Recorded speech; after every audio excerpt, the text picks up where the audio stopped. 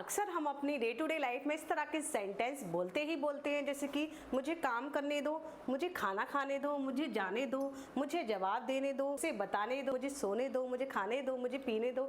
इस तरह के ढेरों सेंटेंस हम अपनी डेली लाइफ में बोलते ही बोलते हैं, लेकिन इस तरह के वाक्यों को हम इंग्लिश में कैसे बोलें, तो मैं बताने वाली हूँ आपको एक ऐसे स्ट्रक्चर के बारे में जिसके थ्रू आप यही नहीं ना जाने कितने सारे सेंटेंस को आसानी से बना सकते हैं। तो यहाँ पर आपने देखा है मुझे काम करने दो, मुझे खाने दो, यानी करने दो, खाने दो, इस तरह के शब्द हमें सुनने को मिलते हैं। तो इसकी स्पेलिंग हम लिखेंगे लेट मी, लेट मी, क्या लिखेंगे?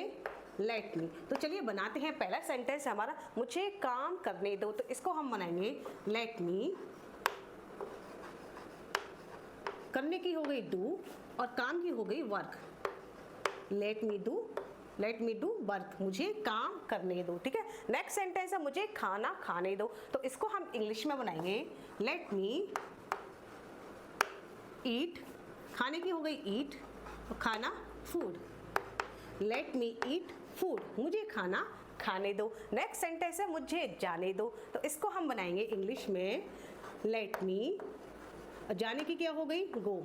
लेट मी गो, मुझे जाने दो। नेक्स्ट सेंटेंस है मुझे जवाब देने दो, तो इसको हम इंग्लिश में बनाएंगे लेट मी, यानी सब सारे वाक्यों की स्टार्टिंग में यहाँ पर भी इस तरह के वाक्य हमें देखने को मिले। हम स्टार्टिंग कहाँ से करेंगे? लेट मी से। लेट मी जवाब देने दो, लेट मी जवाब देने की हो गई स्पॉन्ड, रेस्पॉन्ड, मुझे जवाब देने दो, लेट मी रिस्पॉन्ड। ठीक है। फिर है मुझे समझाने दो, तो हम इसको इंग्लिश में बनाएंगे लेट मी, और समझाने की हो गई understand, let me understand, let me understand, मुझे समझाने दो।